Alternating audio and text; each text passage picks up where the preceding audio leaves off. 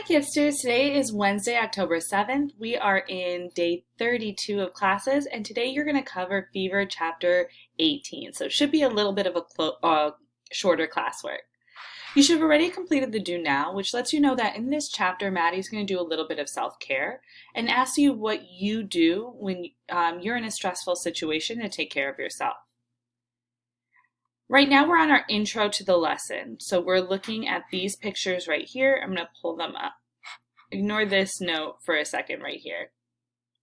So in this chapter, Maddie is going to draw herself a bath. This is back in the day, it's 1793, so she doesn't have a regular bathtub the same way that we might in our houses. Instead, she has this tub that she has to actually get water for and fill up. So she has to heat up the water over a fire and fill up that tub. So we can see here, this is a picture of what that fire place might look like with the bowl over it, the cauldron over it, not sure what you would call it, but where you would heat up the water to pour into the tub.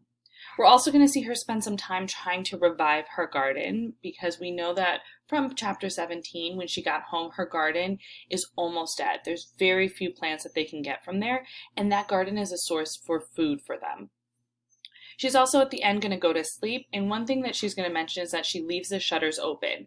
So that means that the part that protects the outside of the windows is open so that she can get a breeze coming in while she's sleeping.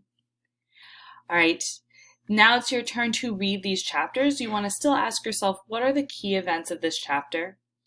And then I would highly suggest using the audio. So listening to the audio all the way through, doing that as your first read, and then coming back on your own as a second read to answer the questions on the side, like this one and this one.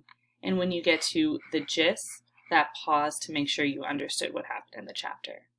As always, if you have any questions, please reach out to myself or Miss Vigil Nugent, and have fun. Enjoy this chapter.